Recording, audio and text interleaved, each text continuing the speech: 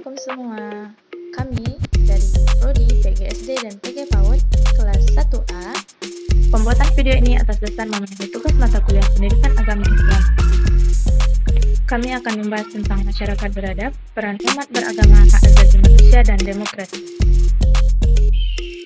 Yang pertama yaitu masyarakat beradab dan sejahtera.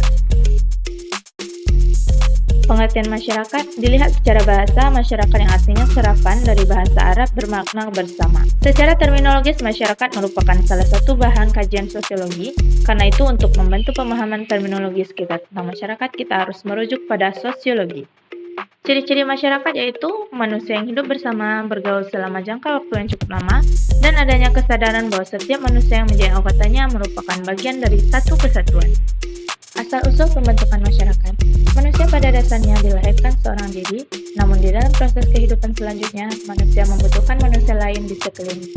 Ini menunjukkan bahwa manusia adalah makhluk sosial, yaitu makhluk yang hidup bersama.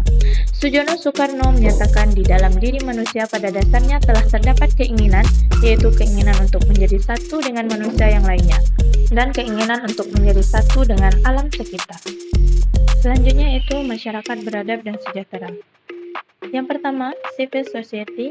Istilah civil society mula-mula muncul di Inggris dalam masa-masa awal perkembangan kapitalisme modern, yang konon merupakan implikasi pertama penerapan ekonomi Adam Smith.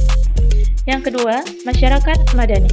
Masyarakat madani merujuk pada masyarakat Madinah yang dibangun oleh Nabi Muhammad SAW di Madinah. Madinah itu sendiri adalah bahasa Arab yang memiliki pengertian yang sama dengan bahasa Ibrani. Prinsip-prinsip masyarakat beradab dan sejahtera. Yang pertama, keadilan. Yang kedua, supremasi hukum. Artinya, kita harus menetapkan hukum kepada siapapun tanpa pandang bulu. Yang ketiga, egalitarianisme atau persamaan. Yang keempat, pluralisme, yaitu sikap di mana kemajemukan merupakan sesuatu yang harus diterima sebagai bagian dari realitas objektif dan pengawasan sosial.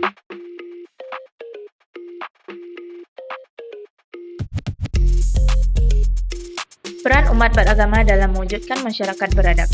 1. Indonesia sebagai bangsa yang plural.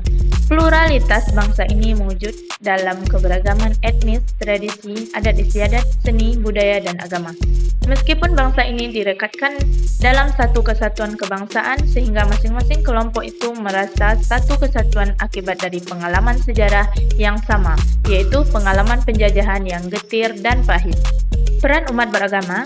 Di Indonesia ada 6 agama yang diakui resmi oleh negara, yaitu Islam, Kristen Katolik, Kristen Protestan, Hindu, dan Buddha. Semua umat dari masing-masing agama sudah mengakui bahwa Pancasila merupakan platform bersama dalam kehidupan berbangsa dan bernegara. Karena itu, hubungan antar umat beragama di Indonesia dapat dikatakan baik.